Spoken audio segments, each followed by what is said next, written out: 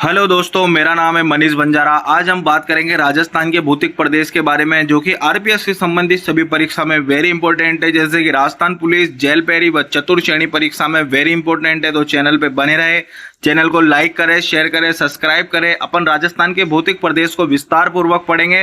तो राजस्थान के भौतिक प्रदेश को 4 भागों में बांटा गया है, जिसमें सबसे पहला भाग है अपना उत्तरी पश्चिमी मरुस्थल प्रदेश, जिसे पश्चिमी रेतीला मैदान भी बोला जाता है। वेरी इंपॉर्टेंट है, इसको ध्यान रखना है।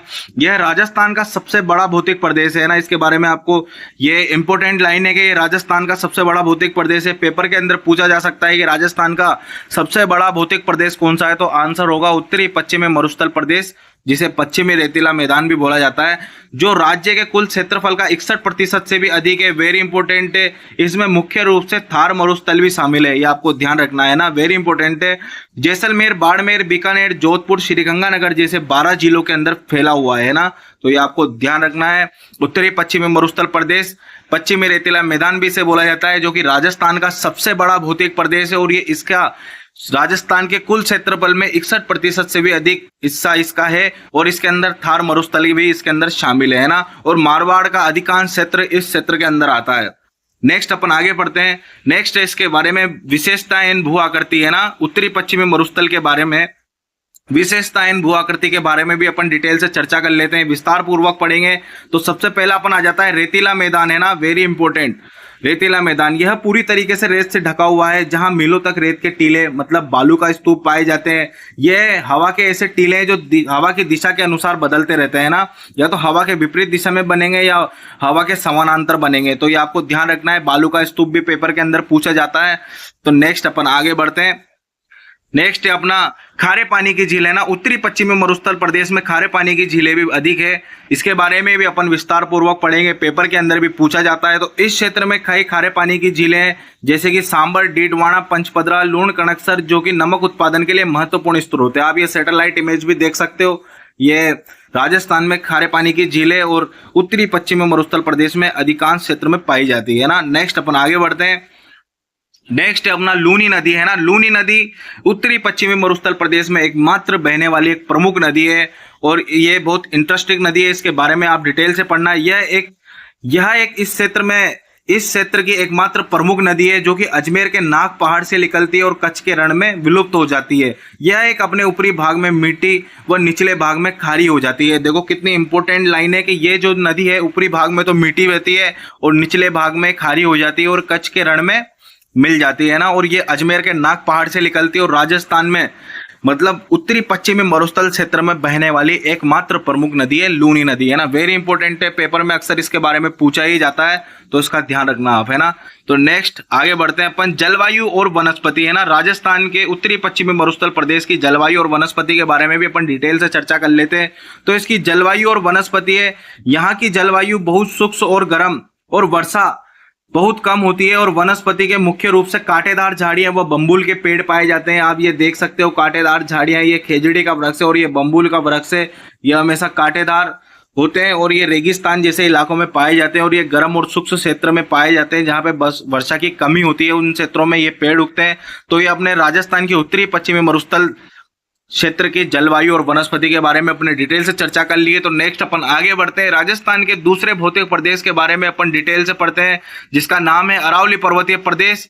क्योंकि पहला था उत्तरी पश्चिमी मरुस्थल, अब सेकंड के बारे में अपन पढ़ते हैं अरावली पर्वतीय प्रदेश। यह विश्व की सबसे पुरानी वलयत मतलब फोल्ड पर्वत श्रृंखलाओं में से एक है, जो कि राजस्थान के बीचों बीच दक्षिणी पश्चिमी और उत्तर पूर्व तक फैली हुई है। यह राज्य के लगभग 9% हिस्से को कवर करती है, और राजस्थान की जीवन रेखा भी इसे माना जाता है।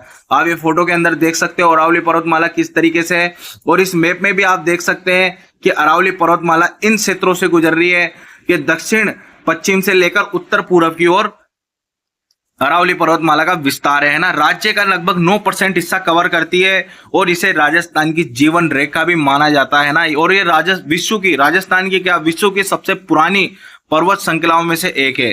तो नेक्स्ट अपन आगे बढ़ते हैं। अरावली पर्वतीय प्रदेश के बारे में अपन विशेषताएं भू आकृति के बारे में भी अपन डिटेल से चर्चा करेंगे। तो इसके उपनाम भी है। तो इसका उपनाम में सबसे पहला उपनाम है जल विभाजक रेखा है ना। इसे देखो ज्योग्राफिक दृष्टि से आप देखा जाए तो इसे जल विभाजक रेखा भी बोला जाता है अरावली पर्वतमाला को। आप पहले पढ़ने से पहले आप एक बार मैप में देखें कि ये देखो, ये अरावली पर्वतमाला की रेखा है। तो अब आप ये देख ही सकते हो कि इसमें भारत से और राजस्थान को दो भागों में बांट दिया गया है। तो इस तरफ की नदी अरब सागर में गिरेगी और इस तरफ की नदी बंगाल की खाड़ी में गिरेगी। तो अब इसके अंदर पढ़ते हैं, अरावली राजस्थान की जल विभाजक के रूप में काम करती है, जो बंगाल की खाड़ी और अरब सागर में गिरने वाली नदियों को अलग अलग करती है ना। तो ये आपको ध्यान रखना है, वेरी इंपॉर्टेंट है। अरावली पर्वतमाला को जल विभाजक रेखा भी बोला जाता है। नेक्स्ट अपन आगे बढ़ते हैं। अब अरावली पर्वतमाला को मुख्य रूप से तीन भागों में बांटा गया है, राजस्थान के तीन भागों में बांटा गया है। जैसे कि सबसे पहला है दक्षिणी अरावली, मध्य अरावली और उत्तरी पूर्वी अरावली, जिसमें अपन सबसे पहले अपन पढ़ेंगे दक्षिणी अरावली के बारे में। इसमें सिरोही और उदयपुर और पहाड़ी क्षेत्र आते हैं ना, ये सबसे ऊंचे पहाड़ी क्षेत्र माना जाता है सिरोही उदयपुर, और यह दक्षिणी अरावली में है। इसका विस्तार भी बहुत ज्यादा है। और नेक्स्ट अपन आगे बढ़ते हैं मध्य अरावली के बारे में, जिसमें अजमेर का हिस्सा आता है और जहां पर प्रमुख दर्रे भी है ना। अजमेर में काफी ज्यादा दर्रे भी हैं। दर्रे मतलब दो पहाड़ों के बीच में एक रास्ता, जिसे दर्रा बोला जाता है। उत्तरी पूर्वी अरावली प्रदेश, इसमें अलवर, जयपुर और सीकर जैसे क्षेत्र आते हैं ना, ये आपको ध्यान रखना है, वेरी इंपॉर्टेंट है। और अरावली पर्वतमाला की सबसे ऊंची चोटी है गुरु शिखर, जिसकी 1727 हाइट है और जो कि माउंट आबू सिरोही में स्थित है ना। नेक्स्ट अपन आगे बढ़ते हैं, पूर्वी अपन आ जाते हैं राजस्थान के भौतिक प्रदेश के तीसरे भाग पर, पूर्वी मैदानी प्रदेश, वेरी इंपॉर्टेंट है। इसके बारे में भी पेपर के अंदर पूछा ही जाता है, तो इसके बारे में भी अपन विस्तार पूर्वक पढ़ेंगे। तो अपन आ जाते हैं, सबसे पहले चैनल पे बने हो तो चैनल पे लाइक करो, शेयर करो, सब्सक्राइब करो। अगर यहाँ तक आ ही चुके हो तो जरूर लाइक करना तो बनता ही है।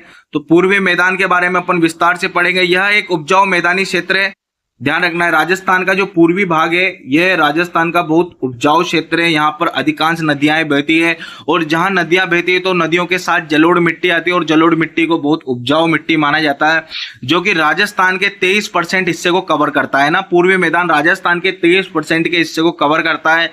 इसका निर्माण चंबल, बनास और माही नदी जैसे नदियों द्वारा होता है ना। आप अभी मैंने बात ही करी थी कि इस क्षेत्र में नदियां बहुत सारी बहती है, जैसे कि चंबल, बनास और माही, और नदियों के कारण यहाँ पे उपजाऊ मिट्टी आती है। तो इस कारण ये उपजाऊ क्षेत्र बोला जाता है ना। तो नेक्स्ट अपन आगे बढ़ते हैं, पूर्वी मैदान में विशेषताएं भू आकृति के बारे में पढ़ेंगे। तो इसकी विशेषता और भू आकृति में यह है कि यहाँ पर इस क्षेत्र में 3 नदी बेसिन पाए जाते हैं, तो उसके अपन विस्तार पूर्वक पढ़ेंगे। हाँ, तो सबसे पहले अपन आ जाते हैं चंबल बेसिन के बारे में। यह अपनी बीहड़ भूमि के लिए जाना जाता है और जो नदी कटाव से बनी होती है ना, यह आपको ध्यान रखना है, वेरी इंपॉर्टेंट। नेक्स्ट है अपना बनास बाणगंगा बेसिन, यह मैदानी क्षेत्र और बहुत उपजाऊ क्षेत्र है ना, यह भी आपको ध्यान रखना है, वेरी इंपॉर्टेंट है। इसके बारे में भी पेपर के अंदर पूछा जा सकता है। माही बेसिन, यह डूंगरपुर, बांसवाड़ा जिलों में स्थित है, जिसे छप्पन का मैदान भी कहा जाता है, वेरी इंपॉर्टेंट है, ध्यान रखना है आपको। छप्पन के मैदान के बारे में भी पेपर के अंदर पूछा जाता है। नेक्स्ट अपन आगे आ जाते हैं, अब राजस्थान के भौतिक प्रदेश के अपन चौथे भाग के बारे में बात कर लेते हैं, जिसका नाम है दक्षिणी पूर्वी पठारी प्रदेश, जिसे हाड़ौती का पठार भी बोला जाता है, वेरी इंपॉर्टेंट है ये भी। यह राजस्थान का सबसे छोटा वह भौतिक प्रदेश है ना, ये राजस्थान का सबसे छोटा भौतिक प्रदेश है। इसके अंदर भी पेपर के अंदर पूछा जा सकता है। और राजस्थान का सबसे बड़ा भौतिक प्रदेश उत्तरी पश्चिमी मरुस्थल प्रदेश है। और राजस्थान का सबसे छोटा प्रदेश कौन सा है, वो हाड़ौती पठार है ना, दक्षिणी पूर्वी पठारी प्रदेश, और जो कि राजस्थान का लगभग 7% हिस्से को कवर करता है। और यह एक लावा निर्मित पठार है ना, ये ज्वालामुखी से निकले हुए लावा से निर्मित पठार है। इसके अंदर कोटा, बूंदी, बारा और झालावाड़ जैसे जिले इसके अंदर शामिल है। आप फोटो के अंदर भी देख सकते हो। इस क्षेत्र के अंदर हाड़ौती, दक्षिणी पूर्वी पठार, हाड़ौती पठार क्षेत्र है ना, ये राजस्थान का सबसे छोटा भौतिक प्रदेश है। तो नेक्स्ट इसके भी बारे में अपन डिटेल से पढ़ लेते हैं। विशेषताएं भू आकृति के बारे में अपन विस्तार पूर्वक पढ़ते हैं हाड़ौती पठार के। तो यहाँ पर काली मिट्टी है ना, यहाँ पर काली मिट्टी की रेगुर मिट्टी, जहाँ पर कपास की खेती के लिए बहुत उपयोग है। और नदी और झरने भी इस क्षेत्र में बहुत है। इसमें चंबल नदी बहती है, जिसे चूलिया जलप्रपात, जिसे प्रमुख झरने हैं। चूलिया प्रपात राजस्थान का सबसे ऊंचा जलप्रपात है। और यहाँ की जलवायु उपाद्र जलवायु है ना, ये भी आपको ध्यान रखना है। इस क्षेत्र की जलवायु उपाद्र है, ये आप फोटो के अंदर देख सकते हैं, वेरी इंपॉर्टेंट है, तो इसका आप ध्यान रखना। तो अपनी वीडियो आज यहीं खत्म होती है। चैनल को लाइक करें, शेयर करें, सब्सक्राइब करें। हमसे कुछ गलती होगी तो हमें माफ करो। कमेंट में अपनी सलाह जरूर दें कि नेक्स्ट किस टॉपिक के बारे में वीडियो बनाएं।